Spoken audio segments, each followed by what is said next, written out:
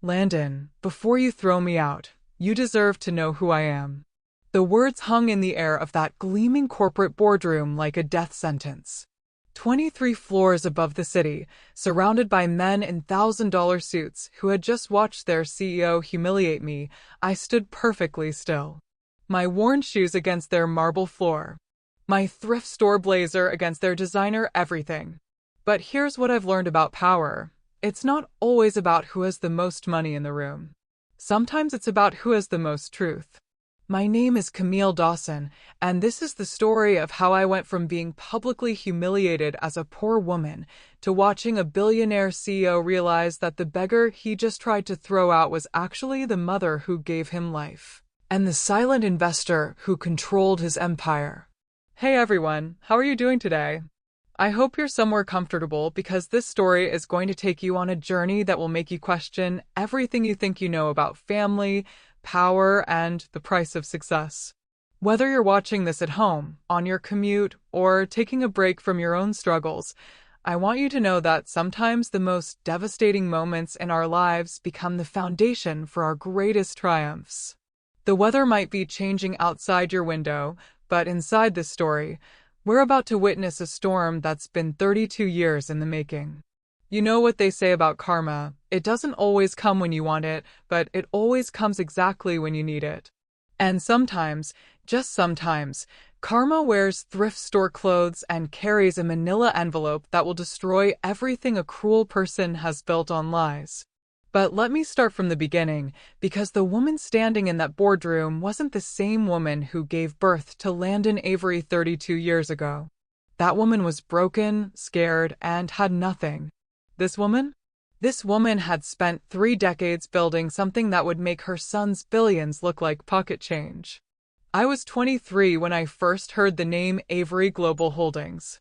Not because I was following business news. I was working double shifts at a diner just to keep my 1-bedroom apartment, but because I saw his face on the cover of Forbes magazine while waiting in line at the grocery store. Youngest billionaire CEO transforms tech industry, the headline read. And there he was. My son. The baby I'd held for exactly 4 hours before signing papers that ripped my heart out. He had my eyes. Even in that glossy magazine photo, even with the expensive haircut and the confident smile, he had my eyes. The same dark brown eyes that used to stare back at me from the mirror when I was 16 and pregnant and absolutely terrified. For years, I told myself I was happy he'd found success. His adoptive parents, the Averys, had promised me he'd have opportunities one could never give him. Private schools, college funds, connections that would open doors. They kept their word, apparently. But they also made me promise something that haunted me every single day, that I would never contact him, never interfere with his life, never let him know where he came from. I kept that promise for 31 years. Until 3 months ago, when everything changed. See, what Landon Avery didn't know, what nobody knew, was that the scared 16-year-old girl who gave him up didn't stay scared forever. She got angry. And angry women who have nothing left to lose? We're dangerous in ways that billionaires can't even imagine. After I gave him up, I spent 2 years barely surviving. Working whatever jobs I could find, sleeping on friends' couches, sometimes going days without eating because I was saving every penny. Not for myself, for him. Because even though I'd signed those papers, even though I'd promised to stay away, I couldn't stop being his mother. And mothers protect their children, even from a distance. By the time I was 20, I'd saved enough to make my first investment. $50 in a company called Dawson Holdings, a name I chose because it was the only thing I could give my son that his adoptive parents couldn't take away. Our real family name. That $50 became 100. The 100 became 1,000. The 1,000 became 10,000. And somewhere along the way, while Landon Avery was learning to walk in his mansion with his new family, Camille Dawson was learning something else entirely: how to make money work for her instead of the other way around. I was good at it. Better than good. I had a gift for seeing potential where others saw risk, for understanding markets in ways that made seasoned investors take notice. But I stayed invisible. Used shell companies, proxy investors, legal structures that kept my name buried so deep that even the best forensic accountants couldn't trace the money back to me. Because I had a plan. A 30-year plan that required patience, sacrifice, and the kind of long-term thinking that only a mother's love can sustain. By the time Landon graduated from Harvard Business School, I owned pieces of 17 different companies. By the time he started his first tech venture, I was worth 8 figures and still growing. And when he founded Avery Global Holdings 5 years ago, when he needed that crucial series of funding that would make or break his empire. Well, let's just say that sometimes the universe has a sense of humor. Because the anonymous investor who provided 60% of his startup capital, the silent partner whose money built the foundation of everything he would achieve, the mysterious entity that his lawyers knew only as Dawson Holdings? That was me. His mother. The woman he would one day call a beggar. I never planned to reveal myself. The plan was to stay hidden forever, to watch him succeed from the shadows, to know that somehow, in some small way, I was still taking care of him. Still being his mother, even if he'd never know it. But then I got the diagnosis. Stage 3 breast cancer. Aggressive. The kind that makes doctors use words like months instead of years. And suddenly, 30 years of careful planning meant nothing because I was running out of time. That's when I decided to write the letter. Not to ask for anything. I'd never ask him for anything, but to give him something. The truth about where he came from. Medical history he might need. And yes, the legal documents that would transfer my shares in his company to him, making him not just the CEO, but the majority owner of Avery Global Holdings. I just wanted to deliver it quietly. Walk into his office, hand him the envelope, and disappear from his life as completely as I disappeared 32 years ago. I thought maybe, if I was lucky, he might read it someday and understand that giving him up was the hardest thing I'd ever done, but also the most loving. I never expected him to see me first. I never expected him to look at my clothes, my shoes, my tired face and decide I was worth nothing. I never expected him to humiliate me in front of a room full of people, to call security, to treat me like I was less than human. But you know what? Maybe I should have expected it. Because the Averys didn't just give him opportunities, they gave him their values. And their values said that people like me, people who looked like me, people who shopped where I shopped and lived where I lived, were beneath notice. They raised him to be successful. But they also raised him to be cruel.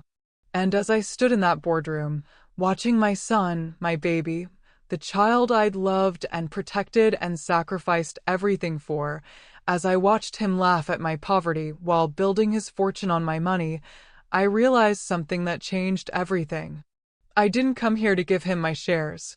I came here to take them back. Because the woman who walked into Avery Global Holdings that day wasn't just Camille Dawson, struggling single mother.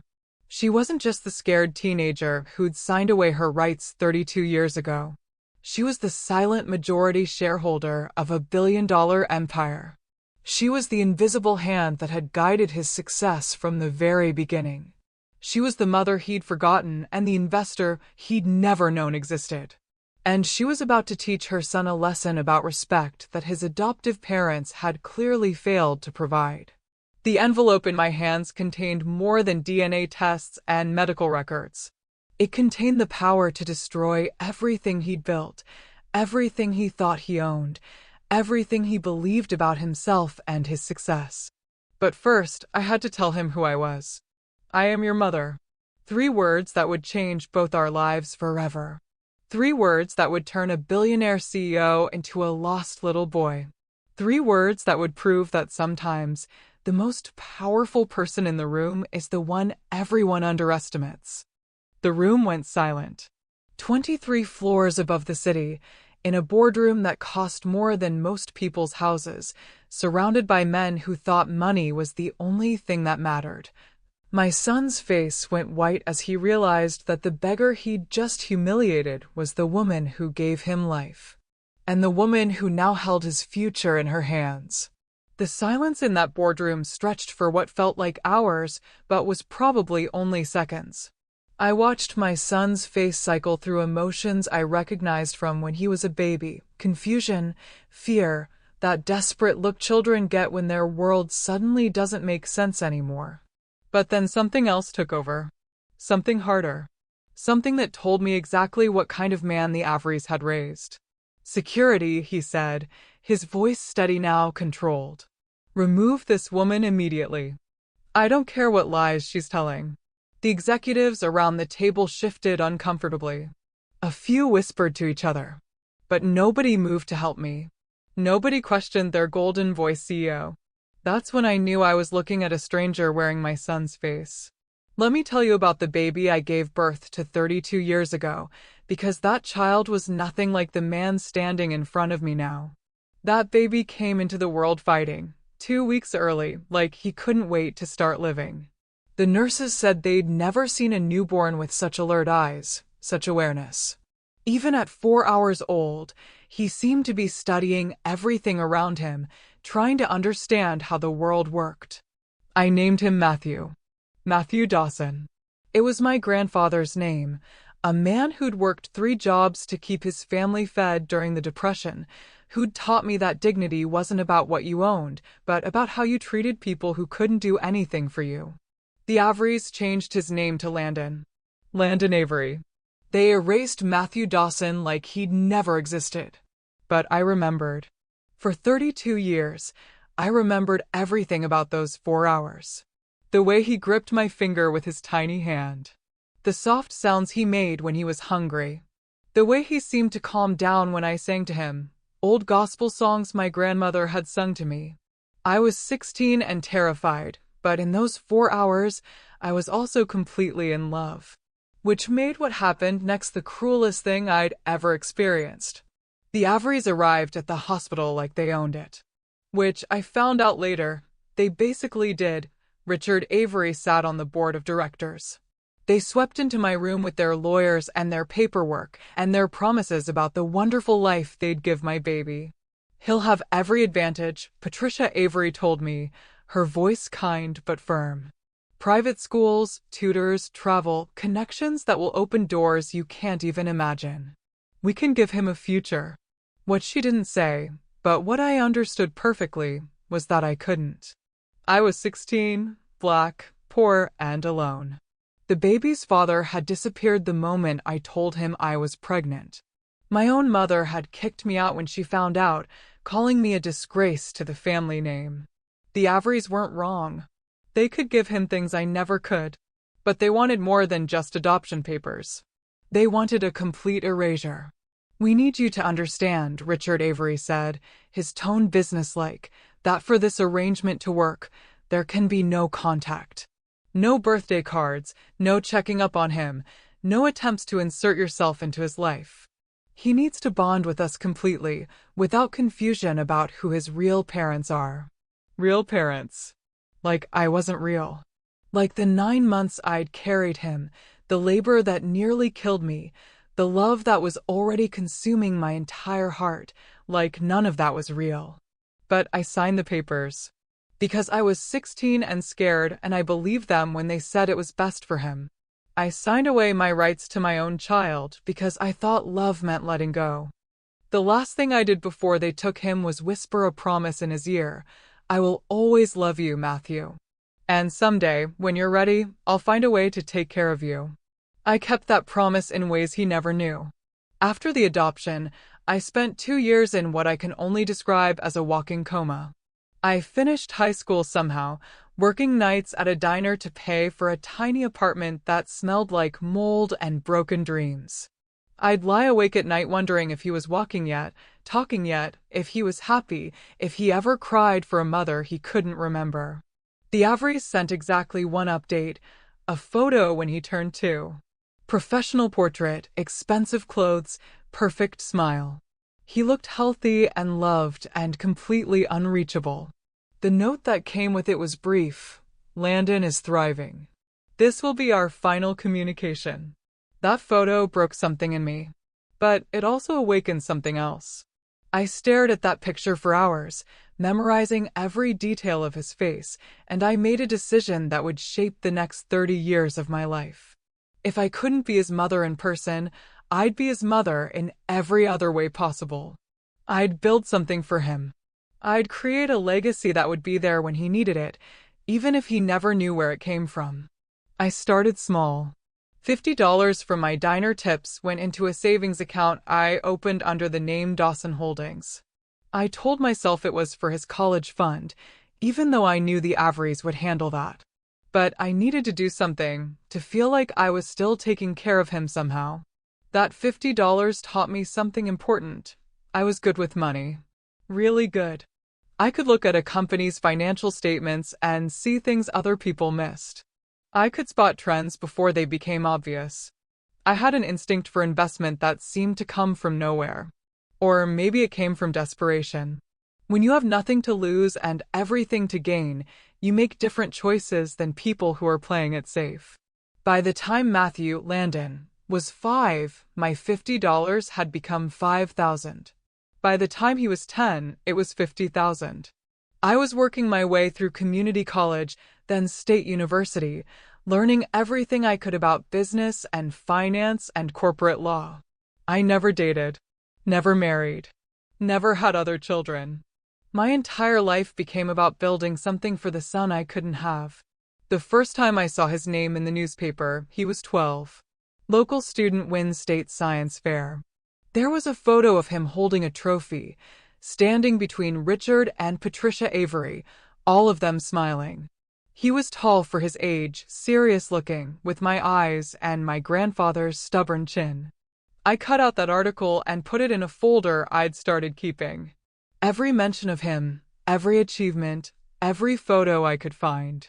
I was building a record of the life I wasn't allowed to share.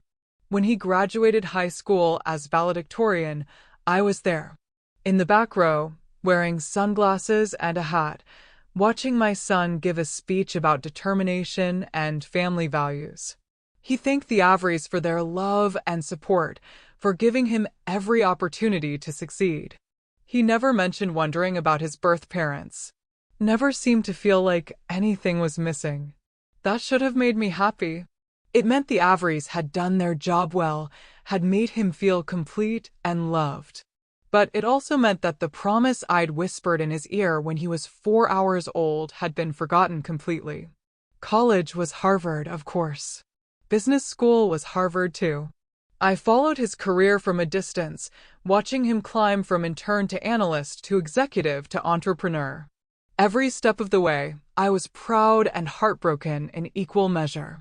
And every step of the way, I was building something bigger. By the time he started his first company, Dawson Holdings was worth $20 million. I'd learned to use shell companies and proxy investors to hide my identity, to move money in ways that couldn't be traced back to me. I wasn't just investing anymore, I was orchestrating. When his first startup needed funding, guess who provided it? When his second company needed a strategic partnership, guess who made the introduction? When he founded Avery Global Holdings and needed that crucial Series A round that would make or break everything, Dawson Holdings provided 60% of the funding. 60%. More than half of everything he thought he'd built was actually built on money I'd earned, investments I'd made, opportunities I'd created. I was his silent partner in every sense of the word. The mother he'd forgotten, working behind the scenes to ensure his success. But I never planned to tell him. The plan was to stay hidden forever, to transfer everything to him in my will, to let him discover the truth only after I was gone. I thought that would be easier for both of us. Then came the diagnosis. And suddenly, forever wasn't long enough. The letter I wrote him took 3 weeks to finish. How do you explain 30 years of love and sacrifice to someone who doesn't even know you exist? How do you tell your son that his success was built on his mother's money without making him feel like his achievements weren't real? Because they were real. The intelligence, the drive, the vision, that was all him. I just made sure he had the resources to use those gifts. The letter contained everything. Medical history he might need. DNA test results that proved our connection. Legal documents transferring my shares in Avery Global Holdings to him. Financial records showing how Dawson Holdings had supported his career from the beginning. And a simple explanation. I gave you up because I loved you. I built this for you because I never stopped loving you. I'm giving it to you now because I want you to know that you were never unwanted, never forgotten, never unloved. I just wanted to deliver it quietly. Hand it to his assistant, maybe, or leave it with security. I never intended to see him face to face. But when I walked into that gleaming lobby, when I told the receptionist I had a delivery for Mr. Avery, she looked at my clothes and my shoes and my tired face and decided I wasn't worth basic courtesy. Mr. Avery doesn't accept deliveries from people like you, she said, her voice dripping with disdain. You can leave whatever it is with security. People like me. Like she could tell everything about my worth from my thrift store blazer. It's personal, I said. And confidential. I need to deliver it directly to him. She laughed. Actually laughed. Ma'am, Mr. Avery is in a board meeting with some of the most important investors in the country. He doesn't have time for whatever charity case you're representing. That's when I made the decision that changed everything. Instead of leaving the letter and walking away, instead of staying invisible like I'd planned, I said the words that would destroy both our lives. Tell him Camille Dawson is here to see him. The receptionist's expression shifted slightly. She'd heard that name before, probably in connection with Dawson Holdings, though she clearly didn't make the connection. Wait here, she said, picking up her phone.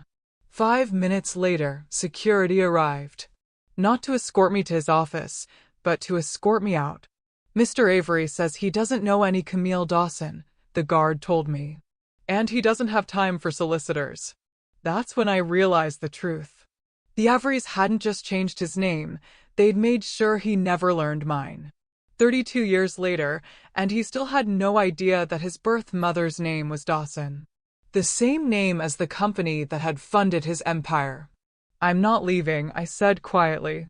Not until I deliver this letter. The security guard reached for my arm, and that's when I did something I'd never done in 32 years of careful planning and patient waiting. I fought back. Don't touch me, I said, loud enough for everyone in the lobby to hear. I have every right to be here. I'm a shareholder in this company. It wasn't technically true. Dawson Holdings was the shareholder, and the connection to me was buried under layers of legal protection. But it was true enough to make the guard hesitate. Ma'am, you need to leave voluntarily, or we'll have to call the police. Call them, I said. But first, call your boss and tell him that the majority shareholder of Avery Global Holdings is standing in his lobby, and she's not leaving until she gets 5 minutes of his time. The bluff worked. Sort of. Instead of calling the police, they called upstairs. And instead of sending me away, they decided to bring me up. To humiliate me in front of his board of directors.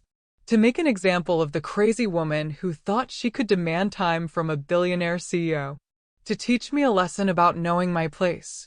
They brought me up to that gleaming boardroom, where my son was holding court with men who controlled billions of dollars, where deals were made that shaped entire industries.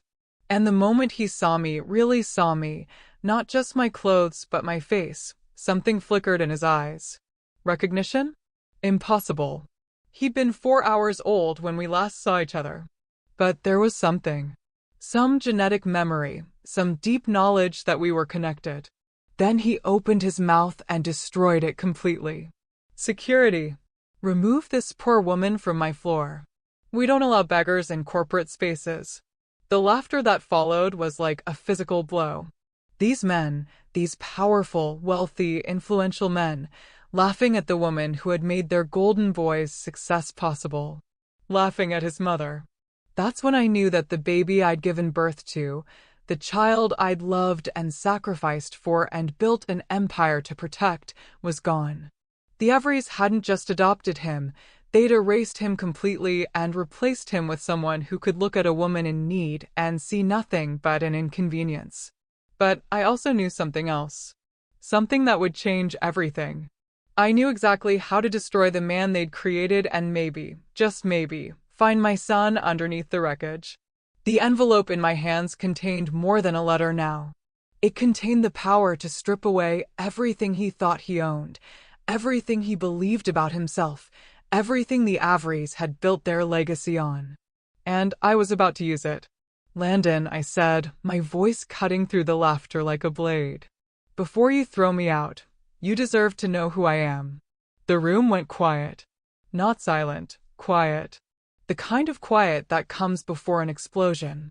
My son looked at me with those eyes I'd given him, those eyes that had stared up at me with such trust when he was 4 hours old, and I saw nothing but contempt. Who? He said, his voice dripping with disdain. Another charity case? That's when I said the words that would haunt both of us forever. I am your mother. And watched my son's world begin to crumble. The words hung in the air like a death sentence. I watched my son's face drain of all color, watched his confident smirk dissolve into something raw and terrified. For a moment, just one moment, I saw the baby I'd held 32 years ago. Vulnerable. Searching. Lost. Then the walls went back up. That's impossible, he said, but his voice cracked on the word impossible. My birth mother was a drug addict who died when I was born. That's what my parents told me. The lie hit me like a physical blow. Not just that the Averys had lied to him, but the specific lie they'd chosen. They'd made me into a cautionary tale, a reason to be grateful for his privileged life. They'd turned his origin story into a tragedy he'd escaped rather than a love story he'd lost. Your parents lied to you, I said quietly. About everything. The executives around the table were shifting uncomfortably now. This wasn't the entertainment they'd signed up for. This was family drama, messy and personal and completely inappropriate for a boardroom. But nobody moved to leave. Nobody wanted to miss what happened next. Landon's hands were shaking slightly as he reached for his phone. Security, I need. My name is Camille Dawson, I interrupted. I was 16 when I gave birth to you on March 15, 1992, at St. Mary's Hospital. You were born at 3:47 a.m., 2 weeks early, weighing 6 pounds and 4 ounces. You had a birthmark on your left shoulder shaped like a crescent moon. I watched him unconsciously touch his left shoulder through his expensive shirt. He knew about the birthmark. Of course he did. But he'd never known what it meant, that I'd traced that little crescent with my finger during those 4 precious hours, memorizing every detail of the baby I was about to lose. The nurse said you were the most alert newborn she'd ever seen, I continued. You wouldn't sleep. You just kept looking around like you were trying to figure out how everything worked. I sang to you, Amazing Grace, and Swing Low, Sweet Chariot, and you'd calm down and stare at me like you were memorizing my face. His phone slipped from his hand and clattered onto the conference table. The sound echoed in the silent room like a gunshot. Stop, he whispered. Just stop. But I couldn't stop. 32 years of silence was pouring out of me like water through a broken dam. I named you Matthew, I said. Matthew Dawson. After my grandfather, who taught me that a person's worth isn't measured by what they own but by how they treat people who can't do anything for them. The irony wasn't lost on anyone in the room. Here was Matthew Dawson, who'd become Landon Avery, learning about his grandfather's values moments after demonstrating he'd learned nothing from them. I held you for 4 hours, I continued. 4 hours and 17 minutes, to be exact. I counted every second because I knew they were all I'd ever have. And in those 4 hours, I made you a promise. I promised I would always love you, and I promised I would find a way to take care of you, even if you never knew it was me. I reached into my purse and pulled out the manila envelope. Several of the executives leaned forward, trying to see what was inside. Landon stared at it like it might explode. I kept that promise, I said. Every day for 32 years, I kept that promise. This is insane, Landon said, but his voice was hollow now. Even if what you're saying is true, what do you want? Money? Is this some kind of elaborate con? The question broke my heart all over again. He couldn't imagine that someone might want to see him for any reason other than money. The Averys had raised him to believe that his worth was measured entirely by his wealth, that every relationship was transactional. I don't want your money, Landon, I said softly. I want to give you mine. I placed the envelope on the conference table and slid it toward him. He stared at it like it might bite him. What's in there? He asked. DNA test results that prove I'm your mother. Medical records you might need someday. And legal documents transferring 60% ownership of Avery Global Holdings from Dawson Holdings to you. The room erupted. Executives started talking over each other, demanding explanations. Someone mentioned calling lawyers. Another person was frantically typing on their phone, probably trying to look up information about Dawson Holdings. But Landon just stared at me, his face cycling through emotions I couldn't read. 60%, he said finally. That's impossible. Dawson Holdings is our largest investor, but they're completely anonymous. We've never even met with them directly. Everything goes through intermediaries and law firms. Because I wanted it that way, I said. I wanted to help you succeed without interfering with your life.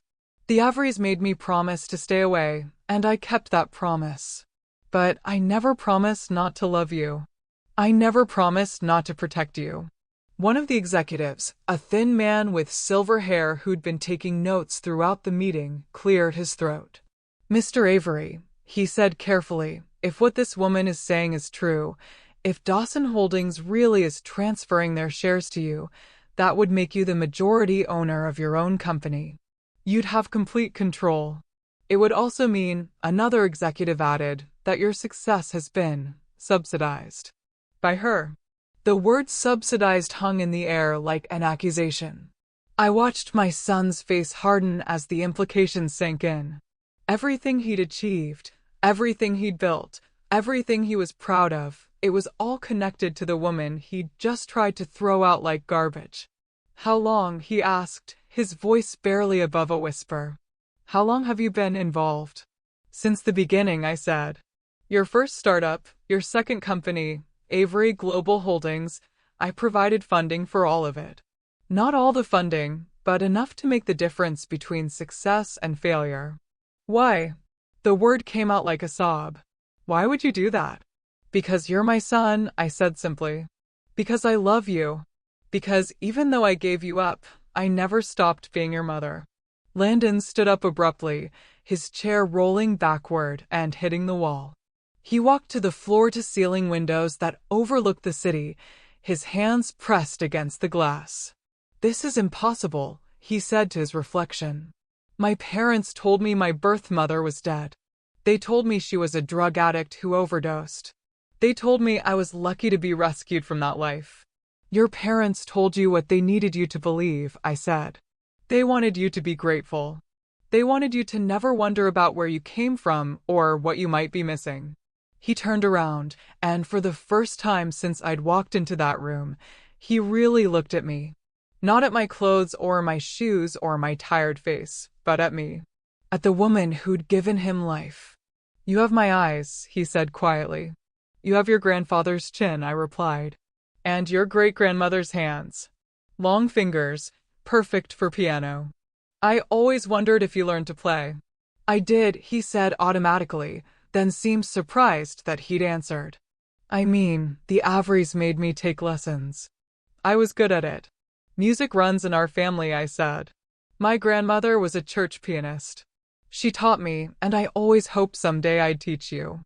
The vulnerability in his voice was breaking my heart. This was my son, the baby I'd sung to, finally learning about the family he'd never known existed. But then something shifted in his expression. The walls went back up, harder than before. No, he said firmly. No, this is manipulation. This is some kind of sick game. He walked back to the table and picked up the envelope, but he didn't open it. He just held it like it might contaminate him. Even if you're who you say you are, he continued, Even if the DNA proves it, that doesn't change anything. You gave me up. You signed papers. You walked away. I was 16, I said. I was alone and scared, and I thought I was doing what was best for you. And now you're back because you want something, he said. Nobody disappears for 32 years and then shows up with legal documents unless they want something. The accusation stung because it wasn't entirely wrong. I did want something. I wanted my son back. I wanted the chance to know him, to love him, to be part of his life in whatever way he'd allow. But I also wanted to give him something. Everything I'd built, everything I'd sacrificed for, everything I'd created in his name. Open the envelope, I said. Read the documents. Then decide what you think I want. He stared at me for a long moment, then broke the seal. The room was completely silent as he pulled out the papers. DNA test results first. I watched his face as he read the confirmation that we shared the same genetic markers. Then the medical records, the family history, the information about hereditary conditions he might need to know about. Finally, the legal documents. The transfer papers that would make him the majority owner of his own company. This doesn't make sense, he said, looking up from the papers. If you own 60% of Avery Global Holdings, you could have destroyed me at any time. You could have voted me out as CEO, dissolved the company, taken everything. Yes, I said simply. I could have. But you didn't. No, I didn't. Why not? Because destroying you was never the plan, I said. Building something for you was the plan. Making sure you had every opportunity to succeed was the plan.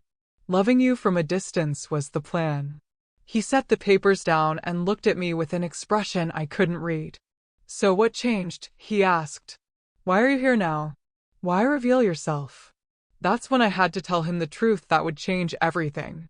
The truth that had brought me to his office, that had made me break 32 years of silence, that had forced me to risk everything I'd built. I'm dying, I said quietly. I have cancer. Stage 3, aggressive. The doctors say I have maybe 6 months, probably less. The words hit the room like a bomb. Several executives looked away, uncomfortable with the raw emotion of it. But Landon just stared at me, his face cycling through emotions too complex to name. I'm sorry, he said finally, and for a moment he sounded like the son I'd always imagined he might become. Compassionate. Human. Then the moment passed. But that doesn't change anything, he continued, his voice hardening again. You can't just show up here, drop this bombshell, and expect me to, what? Welcome you with open arms? Pretend the last 32 years didn't happen. I don't expect anything, I said. I just wanted you to know the truth. About where you came from. About who loved you.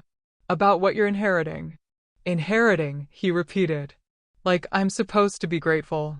You don't have to be grateful, I said. You don't have to feel anything. But you deserve to know that your success isn't just because of your talent or your hard work or the opportunities the Averys gave you. It's also because your birth mother never stopped fighting for you. That's when he said the words that shattered whatever hope I'd been carrying. My birth mother is dead, he said coldly. She died 32 years ago when she signed those adoption papers. You're just a stranger who shares my DNA. The cruelty of it took my breath away. Not just the words, but the way he said them. Like he was discussing a business transaction. Like I was nothing more than an inconvenience to be dismissed. Landon, I said, my voice breaking. Please. I know this is overwhelming, but... Get out, he said. Take your papers, take your guilt, take your sob story about cancer, and get out of my building. But the shares. I don't want them, he said. I don't want anything from you. I built this company with my own vision, my own work, my own money. Your own money? I couldn't help myself. The words came out sharper than I intended. 60% of your startup funding came from me. The loan that kept you afloat during your second year came from me. The strategic partnership that opened doors in Asia came from me. Your own money. His face flushed red.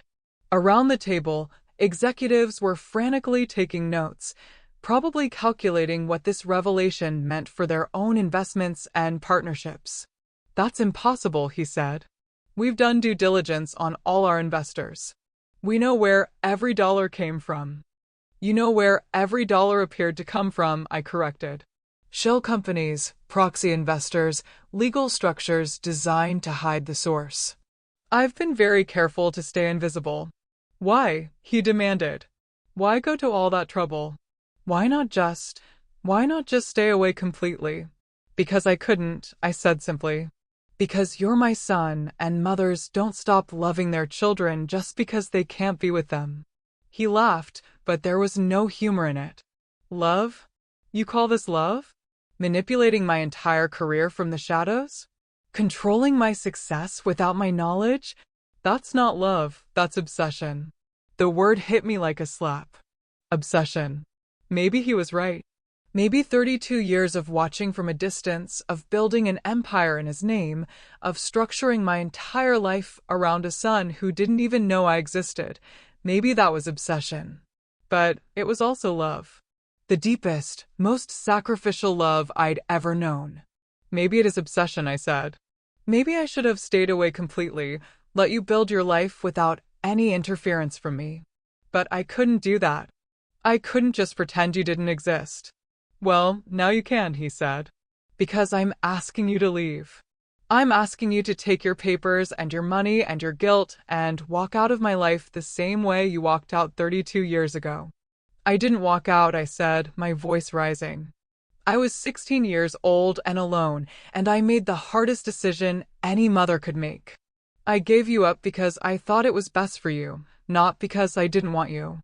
And now you want me to what? Thank you for that sacrifice? Welcome you back because you're dying? Feel guilty because you've been secretly funding my success. I want you to understand, I said desperately. I want you to know that you were loved, that you were wanted, that every day for 32 years, I thought about you and worried about you and did everything I could to make sure you had the best possible life. By lying to me, he said. By manipulating my career. By making my success dependent on your money. By loving you the only way I could. We stared at each other across that conference table, mother and son, stranger and stranger. The baby I'd held for 4 hours had grown into a man I didn't recognize. The son I'd built an empire for had become someone who could look at my love and see only manipulation. Security, he said finally, reaching for his phone. I need you to escort this woman out of the building. And make sure she doesn't come back. That's when I realized the truth that would change everything. The son I'd loved and sacrificed for and built a fortune to protect was gone. The Averys hadn't just adopted him, they'd erased every trace of the compassionate, loving child he might have become and replaced him with someone who measured worth in dollars and saw kindness as weakness. But I also realized something else. Something that made me pick up those legal documents and slide them back into the envelope. You're right, I said quietly. You did build this company with your own vision and your own work. But you didn't build it with your own money. And now that I know what kind of man you've become, I'm not sure you deserve to inherit what I've built. His confident expression faltered slightly. What do you mean? I mean these papers don't just transfer my shares to you, I said, holding up the envelope. They give me the option to transfer them to you. But they also give me the option to do something else entirely. Like what? Like vote you out as CEO of your own company. The room went dead silent. Every executive around that table suddenly understood that they weren't just witnessing a family drama, they were witnessing a corporate coup. You wouldn't, Landon said, but his voice was uncertain now. Wouldn't I? I asked. You just told me to take my money and leave. You called my love obsession. You treated me like garbage in front of your board of directors. Why exactly wouldn't I use the power I've spent 32 years building? Because I'm your son. You just told me your birth mother was dead. I reminded him. You said I was just a stranger who shares your DNA. So why should I care what happens to a stranger? I stood up, tucking the envelope back into my purse. The power shift in the room was immediate and electric. 30 seconds ago, Landon had been the untouchable CEO dismissing a beggar. Now he was staring at the woman who could destroy everything he'd built with a single vote. "You can't be serious," he said, but his voice had lost all its authority. "Dead serious," I replied. "You want to treat me like I'm nothing? Fine. But I'm nothing with 60% controlling interest in your company." The executives were frantically whispering to each other now. Someone was already on their phone, probably calling lawyers. The silver-haired man who'd spoken earlier cleared his throat nervously. "Ms. Dawson," he said carefully, "perhaps we could discuss this more privately." "No," I said firmly. "Your CEO made this public when he humiliated me in front of all of you. So we'll resolve it publicly too." Landon's face had gone pale. "What do you want?" "Now you're asking the right question," I said. But 30 seconds too late. I walked toward the door, then stopped and turned back. "You have 48 hours to decide what kind of man you want to be. The kind who treats people with dignity, or the kind who gets voted out of his own company by his birth mother." "Wait," he called out as I reached for the door handle. "You can't just leave. We need to talk about this." "Now you want to talk?" I laughed, but there was no humor in it. "When you thought I was powerless, you called security. Now that you know I have power, suddenly you want to have a conversation." "This is business," he said desperately. "We can work something out. Some kind of arrangement." "This stopped being business the moment you called me a beggar," I said. "This is personal now." I opened the door and walked out, leaving behind a room full of panicked executives and one very shaken billionaire CEO who was just beginning to understand that his entire world was built on a foundation he'd never known existed. And that foundation was cracking. The elevator ride down felt like the longest 23 floors of my life. I'd just declared war on my own son. The baby I'd held for 4 precious hours, the child I'd loved and protected and sacrificed everything for, I'd just threatened to destroy his life. But he'd forced my hand. The cruelty, the dismissal, the complete lack of basic human decency, that wasn't the son I'd raised in my heart for 32 years. That was someone else entirely. My phone started ringing before I even reached the lobby. Unknown number, but I knew it was someone from Avery Global Holdings. Probably lawyers, maybe board members, definitely people who were very concerned about what I might do next. I let it go to voicemail. Then it rang again. And again. By the time I reached my car, I had 7 missed calls and 3 voicemails. The panic was already spreading through the company like wildfire. Good. Let them panic. Let them scramble. Let them realize that the quiet, invisible investor they'd taken for granted for 5 years was actually the most powerful person in their corporate structure. But as I drove home to my small apartment, the adrenaline started wearing off and the reality of what I'd just done began to sink in. I'd spent 32 years building something for my son, and now I was threatening to take it all away. Was this what love looked like? Or had Landon been right? Was this obsession? My phone rang again. This time, the caller ID showed a name I recognized, David Charan, Avery Global Holdings head of legal affairs. I'd dealt with him indirectly through my lawyers for years, but we'd never spoken directly. I answered. "Ms. Dawson," his voice was carefully controlled. "I think there's been some kind of misunderstanding. Perhaps we could meet and discuss." "No misunderstanding," I said. "Your CEO insulted me, humiliated me, and treated me like garbage. Now he gets to live with the consequences. Ms. Dawson, I understand you're upset, but surely we can reach some kind of accommodation." 48 hours, I said. That's what I told him, and that's what I meant. I hung up. The calls kept coming. Board members, investors, executives. Everyone who had a stake in Avery Global Holdings suddenly wanted to be my best friend. Amazing how quickly attitudes change when people realize you hold their future in your hands. But the one call I was waiting for never came. Landon himself never called. That night, I sat in my tiny kitchen, looking at the legal documents spread across my table. The transfer papers that would make him the majority owner. The voting proxies that would let me remove him as CEO. The financial records that showed exactly how much of his success was built on my money. 32 years of careful planning, and it all came down to this moment. Give him everything I'd built, or take away everything he thought he'd earned. The cancer was getting worse. I could feel it, a constant ache in my bones that reminded me I was running out of time. Whatever I decided to do, I had to do it soon. My phone buzzed with a text message. Unknown number, but the message made my heart stop. I know who you are. We need to talk. Patricia Avery. His adoptive mother.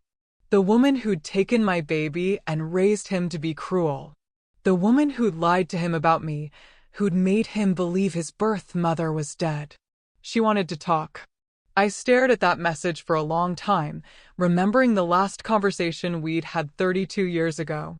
Her promises about the wonderful life they'd give him. Her demands that I disappear completely. Her assurance that it was better for everyone if I stayed away. Now she knew I was back. And she was scared. I typed back, tomorrow. 2 p.m. Riverside Park, North Entrance. Her response came immediately, agreed. The next 24 hours were going to change everything. Again. Patricia Avery looked exactly like I remembered, just 32 years older. Still perfectly put together, still radiating that quiet authority that came from a lifetime of wealth and privilege. But there was something new in her eyes as she approached the park bench where I was waiting. Fear. Camille, she said, sitting down carefully, maintaining distance between us. You look, well. I look like I'm dying, I said bluntly. Because I am. She flinched slightly. I heard. I'm sorry. Are you? Or are you just sorry that I showed up before the cancer could finish the job? We sat in silence for a moment, watching joggers pass by on the path. Two mothers who'd shared the same child, who'd never been in the same room since the day she took him from me. What do you want? She asked finally. I want to know why you lied to him, I said. I want to know why you told him I was dead. Patricia's composure cracked slightly. We thought it was better. Better for who? For him? Or for you? For everyone, she said firmly. You were 16, Camille. A child yourself. We gave Landon stability, opportunities, a future. You gave him your values, I interrupted. And your values apparently include treating poor people like garbage. That's not fair. Isn't it? I watched him yesterday, Patricia. I watched your son look at a woman in need and see nothing but an inconvenience. I watched him call security to remove someone he thought was beneath him. Is that the man you raised him to be? She was quiet for a long moment. Landon is driven, focused. Sometimes that makes him seem cold. Cold?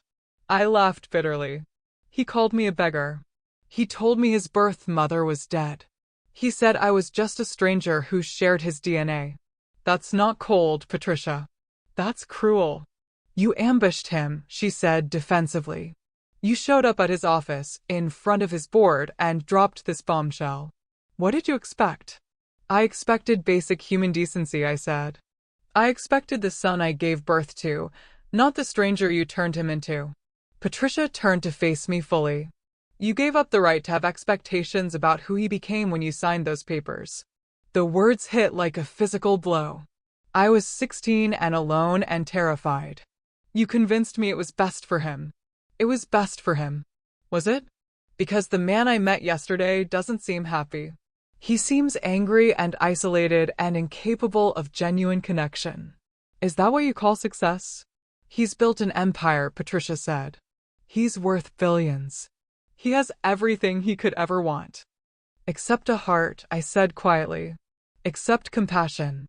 Except the ability to see people as human beings instead of assets or liabilities. Patricia stood up abruptly. I didn't come here to be lectured by you about how we raised our son. Your son. I stood up too, facing her. He's my son too, Patricia. My DNA, my blood, my... Your what? Your love. She laughed, but it was sharp and bitter. Where was your love for the first 16 years of his life? Where was your love when he had nightmares and needed comfort? Where was your love when he graduated high school, when he got into Harvard, when he started his first company. I was there, I said fiercely. You made sure I couldn't be there in person, but I was there. Every achievement, every milestone, every success, I was watching. I was proud. I was loving him from a distance, because that's all you allowed me to do. And now you want to destroy everything he's built because he hurt your feelings? The accusation stung because it wasn't entirely wrong. I want him to understand that his success came with a cost. That real people made real sacrifices to give him opportunities. That wealth doesn't make you better than anyone else. So you're going to vote him out of his own company? Take away everything he's worked for. I'm going to show him what it feels like to be powerless, I said. The way I felt when you took him from me. The way I felt yesterday when he treated me like trash. Patricia's mask finally slipped completely. You can't do this, Camille. You can't destroy his life because you're angry about choices that were made 32 years ago. Watch me. He doesn't know, she said suddenly, desperately. About the money. About Dawson Holdings. He has no idea that his success is connected to you. I know. That's what makes this so perfect. Please, Patricia said, and for the first time since I'd known her, she sounded vulnerable. He's my son too. I raised him. I love him. Don't punish him for our mistakes. Your mistakes. I turned to face her fully. You mean like lying to him about me? Like telling him I was dead? Like raising him to believe that poor people are beneath his notice? We protected him. You poisoned him, I said. You took a baby who could have grown up with compassion and empathy and love, and you turned him into someone who sees human worth in dollar signs.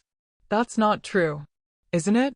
Tell me, Patricia, when was the last time you saw Landon show genuine kindness to someone who couldn't do anything for him? When was the last time he helped someone without expecting something in return?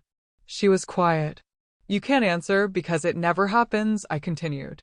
Because you raised him to believe that success means stepping on other people. That wealth makes him superior. That people like me, people like the woman who gave birth to him, are disposable. We gave him every advantage. You gave him everything except a soul. Patricia's face hardened. Fine. You want to play this game? Let's play. But understand something, Camille. I have resources you can't imagine. Lawyers, connections, influence. If you try to destroy my son, I will destroy you. With what? I laughed. I'm already dying, Patricia. Cancer is going to kill me in 6 months. What exactly are you going to threaten me with? Your reputation. Your legacy. I'll make sure everyone knows what kind of woman you really are. Obsessed, manipulative, vindictive. Go ahead, I said. Tell the world that a dying mother tried to reconnect with the son she gave up for adoption. Tell them that she spent 32 years building a fortune to ensure his success. Tell them that she only revealed herself when she was running out of time. See how that plays in the media. Patricia's confidence wavered. She knew as well as I did that the optics were terrible for them. Wealthy adoptive parents who lied to their son about his birth mother, who raised him to be cruel to people in need, who were now trying to silence a dying woman's attempt to reconnect with her child. What do you want? She asked again, but this time her voice was defeated. I want my son back, I said simply. I want the baby I held for 4 hours. I want the child who could have grown up with love and compassion and basic human decency. That's impossible. You can't undo 32 years. Maybe not, I said. But I can try to shock him into remembering who he was supposed to be. By destroying his company? By showing him that his success was built on the love of the woman he just called a beggar. Patricia stared at me for a long moment. You're really going to do this? Unless he gives me a reason not to. What kind of reason? An apology would be a start, I said. Acknowledgement that he was wrong. Some sign that there's still a decent human being underneath all that wealth and arrogance. And if he doesn't? Then I vote him out tomorrow and watch him learn what it feels like to lose everything. Patricia pulled out her phone. I'm calling him. Right now. I'm telling him to apologize, to make this right. No, I said firmly. If he apologizes because you told him to, it doesn't mean anything. It has to come from him. It has to be real. Then what? Then we wait, I said. We wait and see what kind of man you really raised. I started walking away, then turned back. Patricia? When you get home tonight, look at your son. Really look at him. Ask yourself if the man he's become is worth what we both sacrificed to create him. I left her sitting on that bench, staring at her phone, probably wondering how a conversation with a dying woman had turned into the biggest threat her family had ever faced. But I wasn't done. There was one more person I needed to see before tomorrow's deadline. One more conversation that would determine whether I saved my son or destroyed him. That evening, I sat in my car outside Landon's penthouse building, watching the lights in the windows 40 floors above. Somewhere up there, my son was probably pacing, making phone calls, trying to figure out how to handle the crisis I'd dropped in his lap. My phone had been ringing nonstop. Lawyers, board members, investors, everyone wanted to know what I was planning to do. But the one call I was waiting for still hadn't come. At 11:47 p.m., my phone finally rang with the number I'd been hoping to see. Hello, Landon. We need to talk. His voice was strained, exhausted. Can you come up? I'm already here. 20 minutes later, I was sitting in his living room, surrounded by floor-to-ceiling windows that offered a breathtaking view of the city. Everything was pristine, expensive, cold. Like a museum exhibit of how successful people were supposed to live. Landon looked terrible. His perfect hair was disheveled, his shirt wrinkled, his eyes red-rimmed from stress or lack of sleep or both. My mother called, he said without preamble. Patricia. She told me about your conversation. And she's terrified. She thinks you're going to destroy everything we've built out of spite. Are you? I asked. Terrified. He was quiet for a moment, staring out at the city lights. I've spent the last 18 hours having my lawyers go through every document, every contract, every financial record. Do you know what they found? Tell me. You're everywhere, he said, his voice hollow.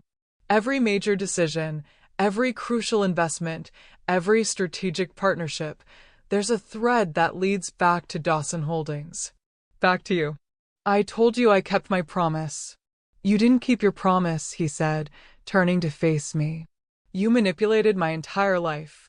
You controlled my success from the shadows. You made me dependent on you without my knowledge or consent. I made you successful.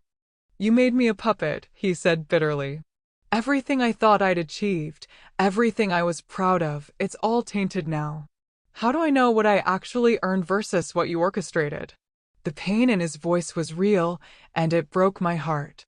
But I also heard something else, the same entitlement that had made him call me a beggar yesterday. You earned your intelligence, I said. You earned your vision, your work ethic, your leadership skills. I just made sure you had the resources to use those gifts. Without asking me. You were a baby when this started. Then a child. Then a young man who'd been told his birth mother was dead. When exactly was I supposed to ask your permission? He laughed, but there was no humor in it. So this is my fault? For believing what my parents told me. This is your parents' fault for lying to you. And your fault for becoming the kind of man who treats people like garbage based on their clothes. One mistake, he said desperately. I made one mistake yesterday, and you're going to destroy my entire life because of it? One mistake. I stood up, anger flooding through me. You think yesterday was one mistake? Landon, I've been watching you for years. I've seen how you treat service workers, how you talk about people who aren't wealthy, how you've built your entire identity around being superior to everyone else. That's not true, isn't it? When was the last time you volunteered anywhere? When was the last time you donated money to charity without getting a tax write-off and a photo opportunity? When was the last time you showed genuine kindness to someone who couldn't advance your career? He was quiet. You can't answer because it doesn't happen, I continued. Because Patricia and Richard raised you to believe that wealth equals worth. That success justifies cruelty. That people like me are disposable. They raised me to be strong, he said weakly. They raised you to be heartless. Landon sank into a chair, his head in his hands. What do you want from me? An apology? Fine. I'm sorry I called you a beggar. I'm sorry I was rude. I'm sorry I hurt your feelings. There. Are we done? The hollow, perfunctory nature of the apology was almost worse than no apology at all. Do you know why I'm dying? I asked quietly. He looked up, confused by the change of subject. Cancer. You said you had cancer. Do you know why I didn't catch it earlier? Why it got a stage 3 before I sought treatment? I know. Because I couldn't afford good health care, I said. Because I spent every penny I earned building your empire instead of taking care of myself. Because I chose your future over my own health. The words hit him like physical blows. I watched his face cycle through emotions, shock, guilt, denial, anger. That's not my fault, he said finally. I didn't ask you to do that. No, you didn't. But I did it anyway. Because that's what mothers do. We sacrifice for our children, even when our children don't know we exist. So this is guilt? He asked. You're trying to make me feel guilty for choices you made? I'm trying to make you understand what love looks like, I said. Real love. Sacrificial love.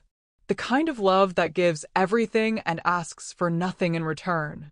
And if I don't learn this lesson to your satisfaction, you'll destroy my company? If you can't learn this lesson, then maybe you don't deserve the company I built for you. Landon stood up abruptly, pacing to the windows. This is insane. You're holding my entire life hostage because you don't like the man I became. I'm offering you a chance to become the man you were supposed to be. According to who? You? You gave up the right to have opinions about who I should be when you signed those adoption papers. The cruelty of the words was breathtaking. This wasn't the stressed, confused young man I'd been talking to. This was someone else entirely.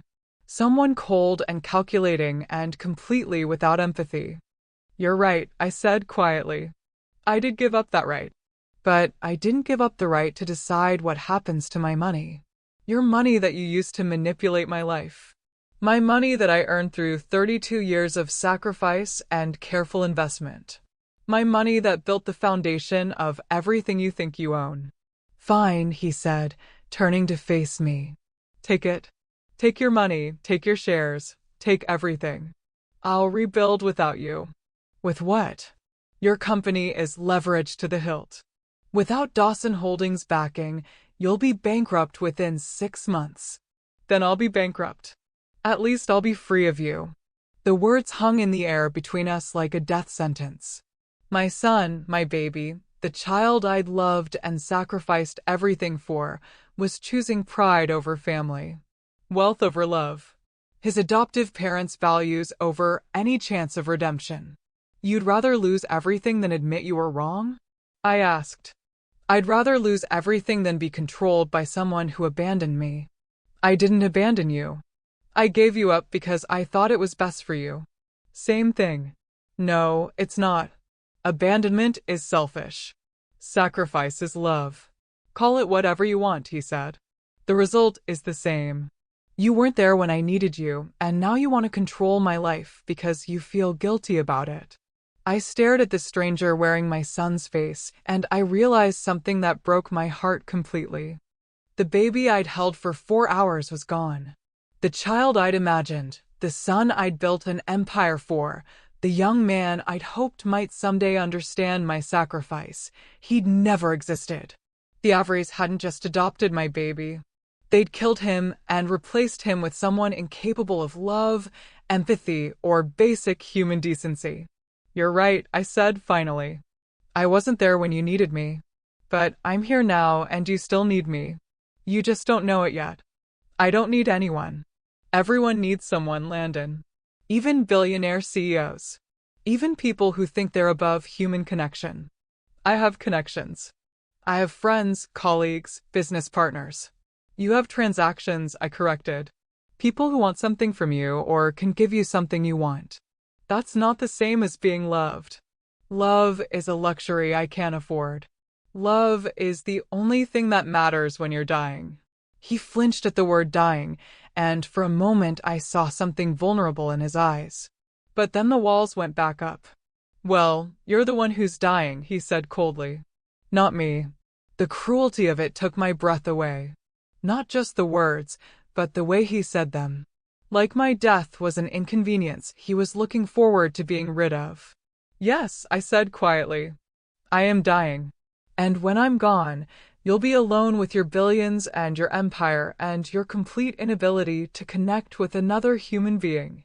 And you'll realize that everything you thought mattered was just an elaborate way of avoiding the truth." "What truth?" "That you're terrified of being vulnerable. That you're scared of needing anyone. That you'd rather be rich and alone than risk being hurt by someone you love." "I'm not scared of anything." "You're terrified of everything," I said. "You're terrified that your success isn't real.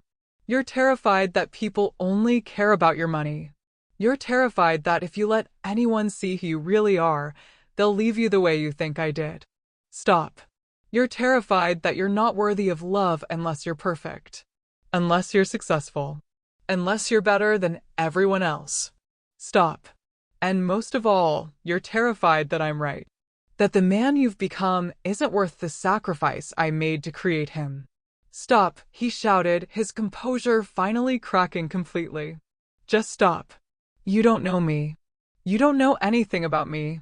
You gave birth to me and then disappeared for 32 years. You don't get to psychoanalyze me now." "You're right," I said, standing up. "I don't know you. Because the son I gave birth to wouldn't treat his dying mother like an enemy. The son I gave birth to would have compassion, empathy, love. The son I gave birth to would understand that some things are more important than money." "Well, that son doesn't exist." "No," I said sadly. "He doesn't. And that's the real tragedy here. Not that I'm dying. Not that you're about to lose your company. But that somewhere along the way, the baby I loved became someone incapable of love." I walked toward the door, then turned back one last time. "The vote is tomorrow at 2 p.m., I said. "I'll be there. And unless you can give me one reason, just one, to believe that there's still something worth saving in the man you've become, I'm going to vote you out and watch your empire crumble." "What kind of reason?" "Surprise me," I said. "Show me that 32 years of love and sacrifice weren't completely wasted." I left him standing in his perfect, cold penthouse, surrounded by all the wealth and success that had cost him his soul. Tomorrow, I would either save my son or destroy him. And I honestly didn't know which outcome would hurt more. I didn't sleep that night. I sat in my small apartment, surrounded by 32 years of memories I'd collected from a distance. Newspaper clippings of his achievements. Photos I'd found online. Financial records showing every investment I'd made in his name. At 6 a.m., my phone rang. Unknown number. "Miss Dawson? This is Matthew Williams from Channel 7 News. We've received information about a corporate dispute involving Avery Global Holdings and we'd like to." I hung up. The story was leaking. By noon, it would be everywhere. Billionaire CEO faces hostile takeover by birth mother. The media would have a field day with it. My phone rang again. Different reporter, same questions. Then another. And another. I turned off my phone and sat in silence, thinking about the choice I was about to make. Destroy my son's life to teach him a lesson about humanity? Or let him continue being the cruel, heartless man the Averys had created? At 10 a.m., someone knocked on my door. I opened it to find a young woman, maybe 25, with kind eyes and a nervous smile. She was holding a manila envelope. "Miss Dawson?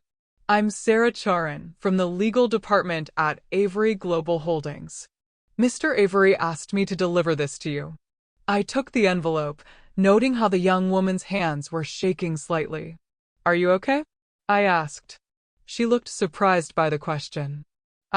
Yes, ma'am. It's just, this is all very overwhelming. The whole office is in chaos. People are scared they're going to lose their jobs. How many people work for Avery Global Holdings? About 800, directly. But we have partnerships and contracts that support thousands more. 800 families. Thousands of people whose livelihoods depended on the company I was about to destroy. What do you think of Mr. Avery? I asked. As a boss. Sarah hesitated. He's demanding. Very focused on results. But he's fair, I think. And the company has been good to me. Has he ever been kind to you? Personally kind. She thought about it. Once, when my father was in the hospital, he gave me 2 weeks paid leave even though I'd only been there 3 months. He said family comes first. Family comes first. Maybe there was something left of my son after all. Thank you, Sarah, I said, for bringing this. After she left, I opened the envelope. Inside was a single sheet of paper with a handwritten note. Asterisk Camille. I've been thinking about what you said. About love and sacrifice and the man I've become. You're right about some things. Maybe most things.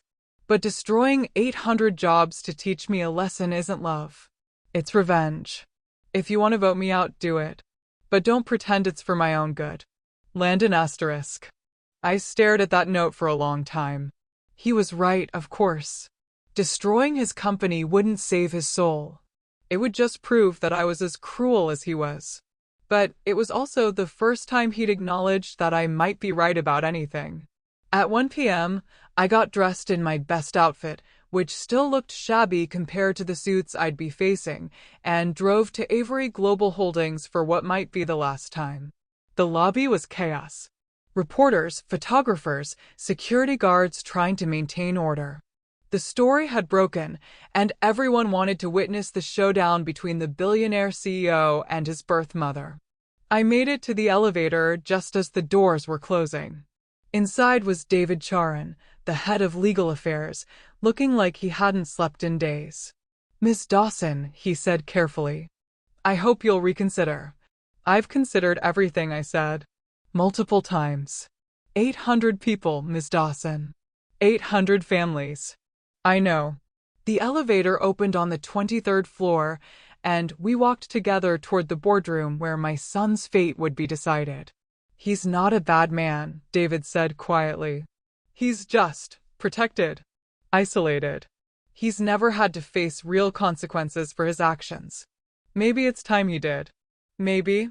But does it have to be this way? This publicly? This destructively? I stopped walking. What would you suggest? Give him a chance to make it right. Privately.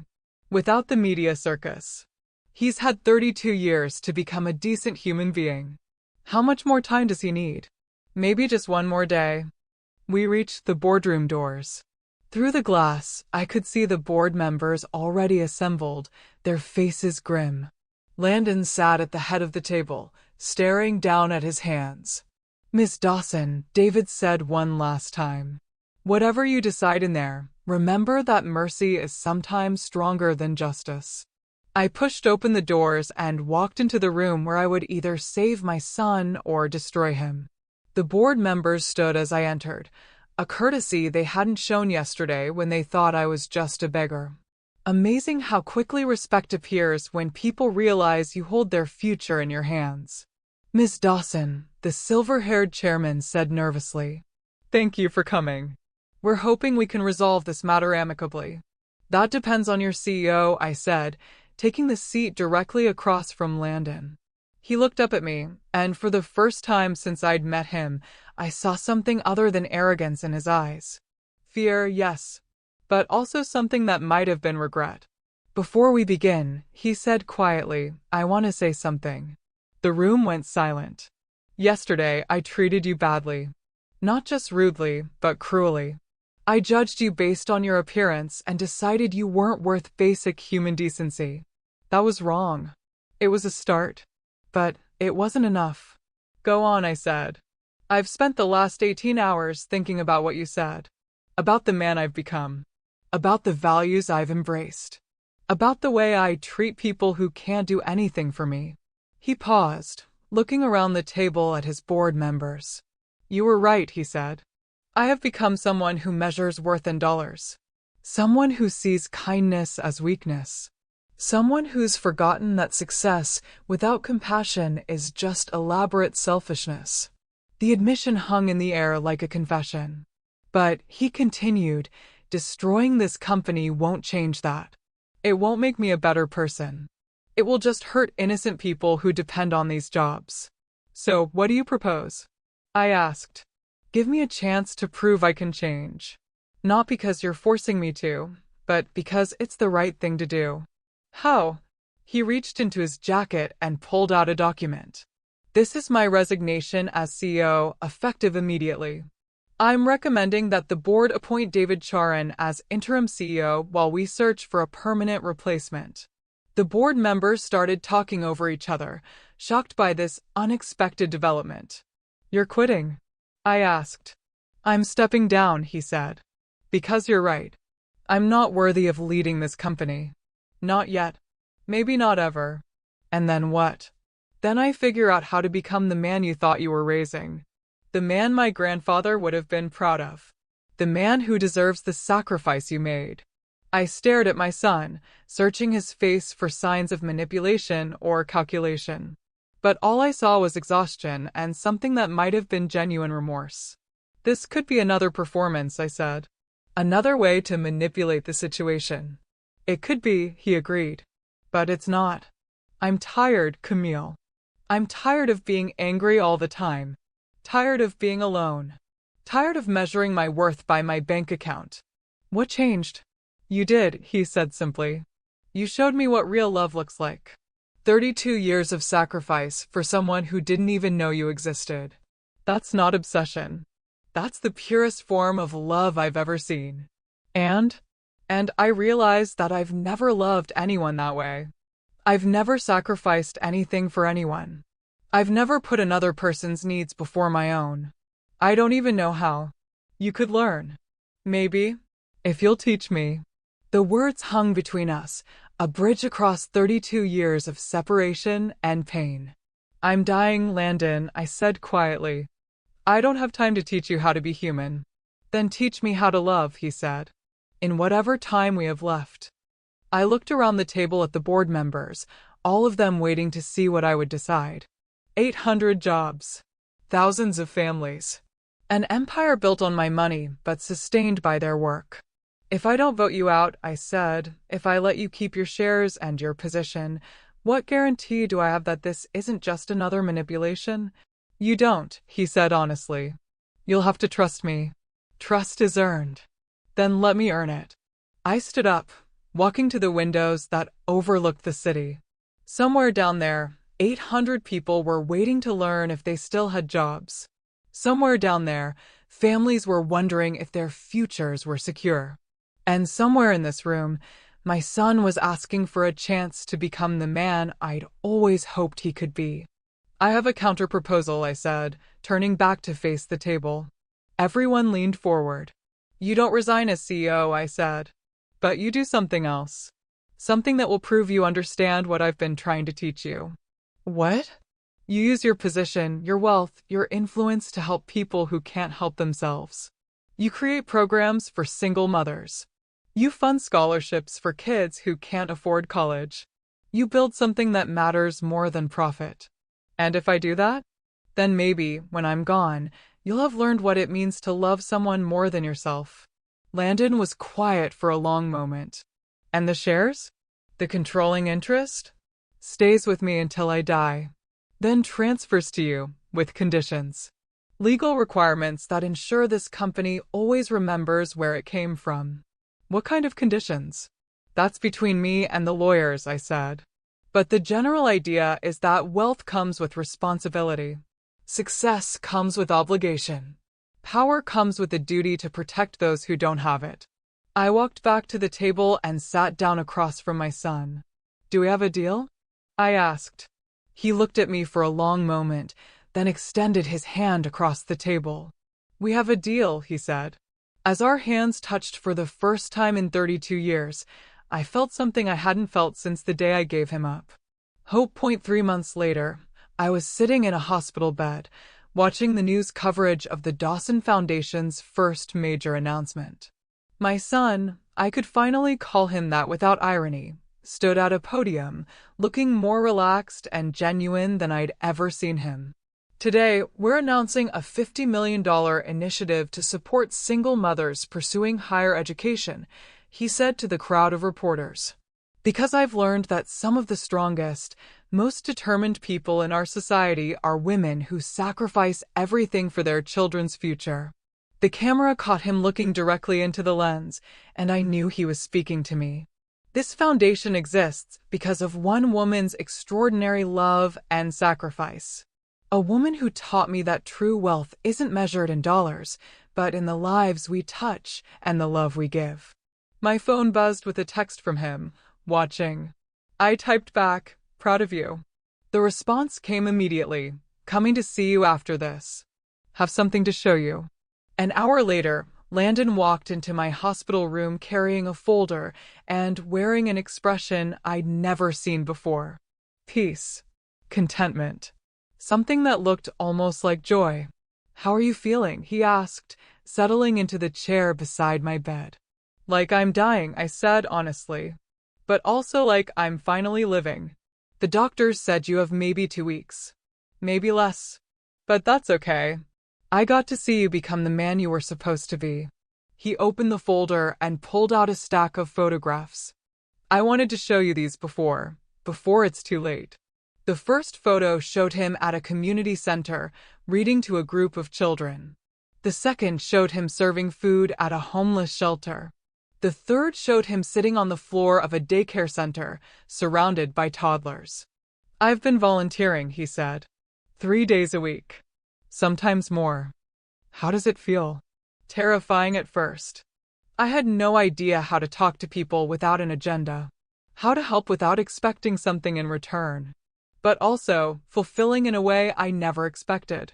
He showed me more photos. Him painting a house for Habitat for Humanity.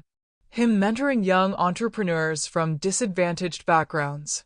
Him visiting elderly people in nursing homes. This one's my favorite, he said, handing me a photo of him sitting with an elderly black woman, both of them laughing at something. Her name is Dorothy. She's 87 and has no family left. I visit her every Tuesday. She tells me stories about the old days, and I tell her about my week. She reminds me of what I imagine my grandmother would have been like. Your great-grandmother, I corrected gently. Dorothy sounds like she was a lot like her. Tell me about her. About our family. I want to know everything before. So I did.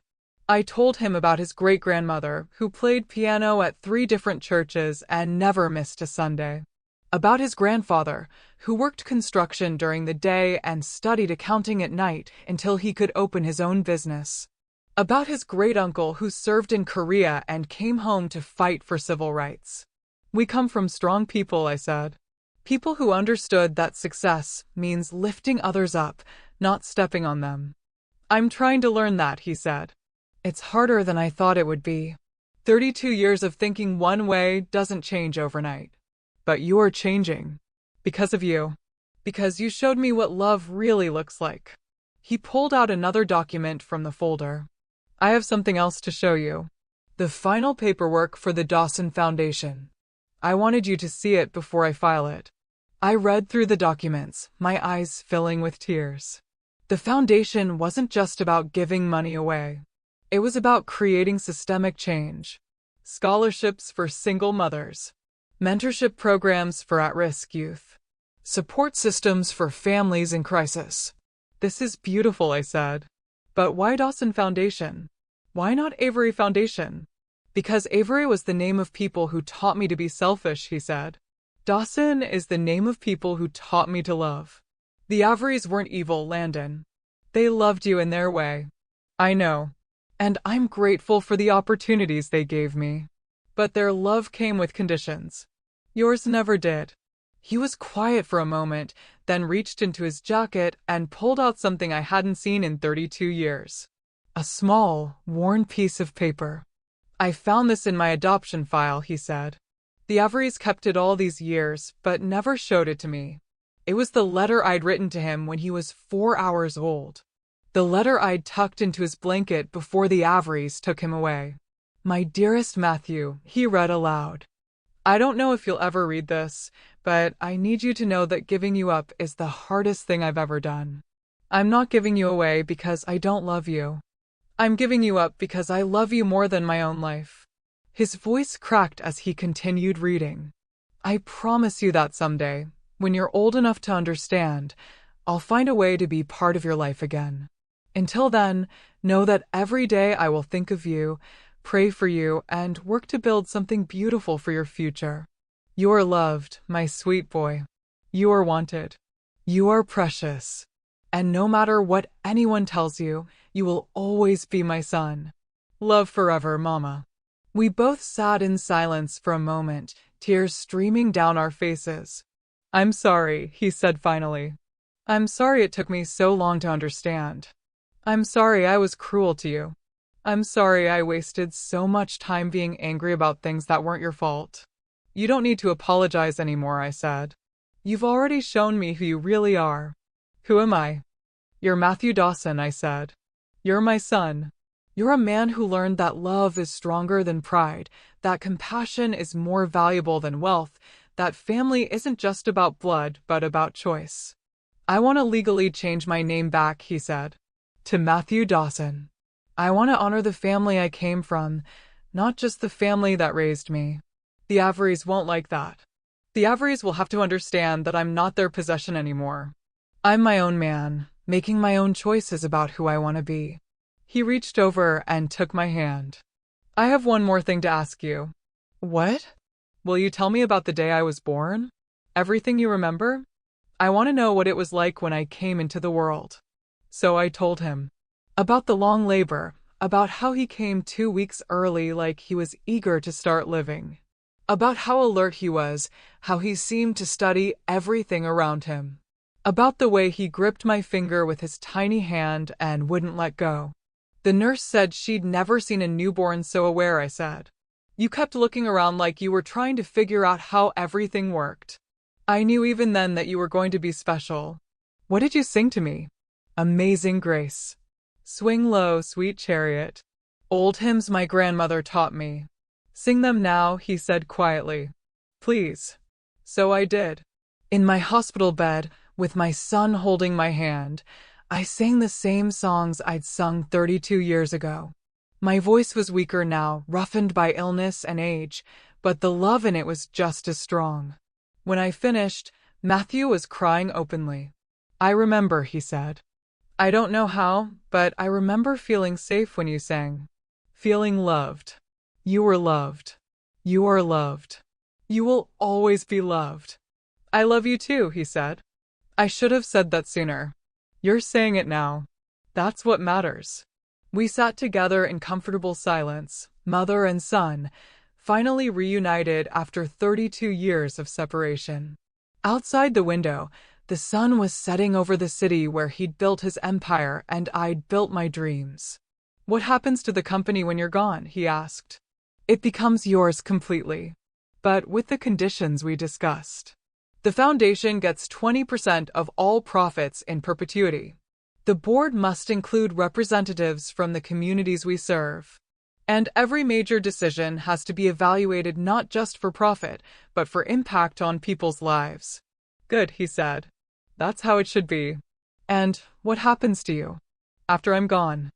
"I keep learning," he said. "I keep growing. I keep trying to become the man you always believed I could be. You already are that man. I'm getting there. With your help." "You won't have my help much longer." "I'll have your example," he said. "I'll have your love. I'll have the foundation you built and the values you taught me." "That's enough." A nurse came in to check my vitals, and Matthew stepped out to give us privacy. When she left, he returned with something in his hands. "One more thing," he said, holding up a small velvet box. "I had this made for you." Inside was a simple gold necklace with a pendant shaped like a crescent moon.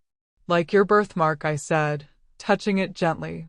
"So you'll always be with me," he said. "Even when you're gone." He fastened it around my neck, and I felt the weight of it against my chest. A symbol of the love that had connected us across 32 years of separation. "Thank you," I whispered. "Thank you," he said, "for never giving up on me. For loving me even when I didn't deserve it. For showing me what it means to be human. You always deserved it, I said. You just forgot for a while. I won't forget again. I know you won't. As the evening deepened into night, my son sat beside my bed, holding my hand and telling me about his plans for the foundation, his dreams for the company, his hopes for the future. And for the first time since I'd given birth to him 32 years ago, I felt complete. The baby I'd held for 4 hours had grown into a man I was proud to call my son. The empire I'd built in secret had become a force for good in the world. The love I'd carried for 3 decades had finally found its way home. The doctors gave me 2 weeks. I got 3. Those extra days were the most precious of my life, watching my son transform from the cold, arrogant man who'd called me a beggar into someone I was genuinely proud to call family. On my last day of consciousness, Landon sat beside my hospital bed, holding my hand and humming Amazing Grace softly. The same song I'd sung to him when he was 4 hours old. I love you, Mama, he whispered. Thank you for never giving up on me. I love you too, my sweet boy, I managed to say. Now go out there and change the world. Those were the last words I spoke to my son. But this story doesn't end with my death. It ends with what I got to witness in my final weeks and what I know happened after I was gone. The funeral was unlike anything I could have imagined when I planned it with Landon in those final days. The cathedral was packed with people I'd never met, employees from Avery Global Holdings, families who'd been helped by the early programs Landon had started, volunteers from the community centers where he'd been working. But the most surprising attendees were Patricia and Richard Avery. They sat in the back, looking uncomfortable but present. After the service, Patricia approached Landon with tears in her eyes. I'm sorry, she said simply. We were wrong to keep you from her. Wrong to lie about who she was. Wrong to teach you that love was conditional. You did what you thought was best, Landon replied, and I would have been proud of the grace in his voice. No, Richard said, stepping forward. We did what was easiest for us. We wanted you to be grateful, not curious. We wanted you to be ours completely, without any competing loyalties. But you're ours, Patricia added quickly. You'll always be our son too. We hope you can forgive us for not sharing you sooner. Landon hugged them both, and I knew that my revelation had healed more than just the relationship between mother and son. In my final weeks, I watched the Dawson Foundation grow beyond anything I'd dreamed. Landon had recruited a team of passionate, dedicated people who understood that business success meant nothing without social impact. The Single Mother Scholarship Program had already helped 50 women return to school. The mentorship initiative was working with 200 at-risk youth across the city. The Community Investment Fund was beginning to revitalize neighborhoods that had been forgotten by traditional development. But the most important change was in Landon himself. He'd started the legal process to change his name back to Matthew Dawson, honoring both his birth family and his adoptive family by hyphenating it to Matthew Dawson Avery. He'd put his penthouse on the market and was looking at modest houses in the neighborhood where I'd grown up. He'd started dating Sarah Charan, the young lawyer who'd delivered his letter to me, and their relationship was built on genuine affection rather than social advantage. Most importantly, he'd learned to see people as human beings rather than assets. Before I became too weak to travel, Landon took me to see the first community center the foundation had renovated. Watching him interact with the children there, getting down on their level, listening to their stories, treating them with the same respect he'd show to board members, I knew that the baby I'd held for 4 hours had finally grown into the man he was meant to be. You did this, he told me as we watched kids playing in the new playground. All of this exists because you never stopped loving me. We did this, I corrected. You chose to change. You chose to grow. You chose love over pride. Because you showed me how. On what turned out to be my last good day, Landon brought me something that made my heart sing. Legal documents showing that he'd officially established the Camille Dawson Memorial Scholarship Fund, with an endowment of $20 million specifically for teenage mothers pursuing education. So other 16-year-old girls won't have to choose between their dreams and their babies, he said. I cried reading those papers. Happy tears, proud tears, tears of a mother who knew her sacrifice had created something beautiful and lasting. The company thrived under his new leadership style. Employees were happier, more productive, more loyal. Profits actually increased as the company's reputation for ethical business practices attracted better clients and partnerships. But Landon measured success differently now. He measured it in lives changed, families helped, communities strengthened. 3 months after I passed away, he stood at the podium of the first annual Dawson Foundation Gala. I wasn't there to see it in person, but Sarah recorded it for me, and somehow I know I was watching from wherever mothers go when their work on earth is done. 3 months ago, he said, I thought success meant accumulating wealth and power. I thought love was weakness and compassion was inefficiency. I thought the measure of a man was what he owned, not what he gave. He paused, touching the crescent moon pin he wore on his lapel, a larger version of the necklace he'd given me. My birth mother, Camille Dawson, taught me that I was wrong about everything. She showed me that real success means lifting others up. That real strength comes from vulnerability. That real wealth is measured in the love we give and receive. The audience was completely silent, hanging on every word. She spent 32 years building an empire in secret, not for her own benefit, but to ensure that her son had every opportunity to succeed. When she finally revealed herself, I treated her with cruelty and contempt. I called her a beggar. I tried to have her thrown out of my building. His voice cracked slightly. She could have destroyed me for that. She had the power to take away everything I thought I'd earned. Instead, she chose to save me. She chose to teach me what love really looks like. He looked directly into the camera that was broadcasting the event live. If you're watching this and you're struggling, if you're a single parent working multiple jobs, if you're a young person who thinks your circumstances define your future, I want you to know something. You matter. Your dreams matter. Your children matter. And there are people who will fight for you, even when you don't know they exist. The applause was thunderous, but Landon wasn't finished. The Dawson Foundation isn't just about giving money away. It's about recognizing that we're all connected. That your success is my success. That your children's future is everyone's responsibility. That love isn't just a feeling, it's an action. He pulled out a piece of paper, the letter I'd written to him when he was 4 hours old. My mother wrote me a letter when I was born, he said. She promised that she would find a way to be part of my life again. She promised that she would work to build something beautiful for my future. She kept both those promises, even though it took 32 years. His voice was steady now, strong and clear. Today, I'm making a promise too. To her memory, to this foundation, to everyone in this room, and everyone watching. I promise that her love won't end with her death. I promise that the empire she built will continue to serve others. I promise that every child who grows up without advantages will have someone fighting for them. He folded the letter carefully and put it back in his pocket. Because that's what love does. It fights.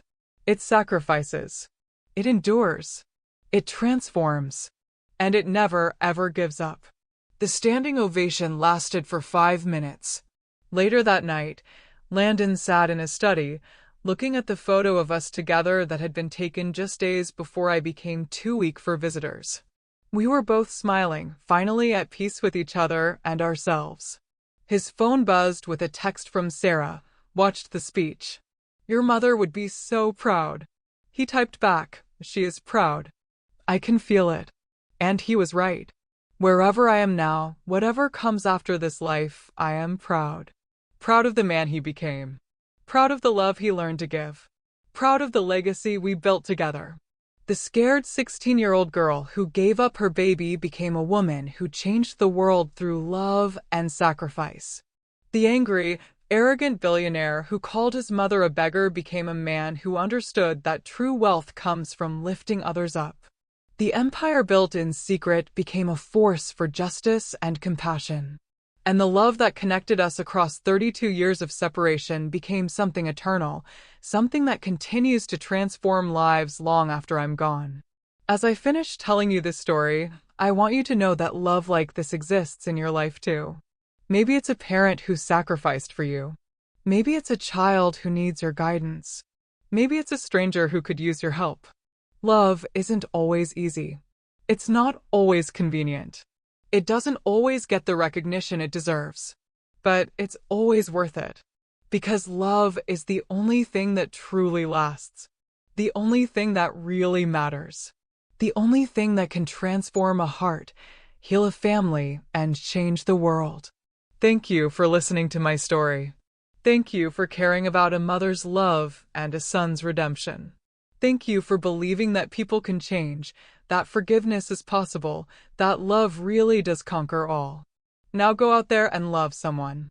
Fight for someone. Sacrifice for someone. Build something beautiful for someone who can't build it themselves. Because that's what we're here for. That's what makes us human. That's what makes us family. And remember, wherever you are, whatever you're going through, however alone you might feel, you are loved. You are valued. You matter. Just like Landon mattered to me. Just like you matter to someone who might be watching from a distance, building something beautiful for your future, loving you in ways you'll never know. Until we meet again, keep fighting. Keep loving. Keep believing. Because the best stories are the ones where love wins in the end. And love always wins. Always.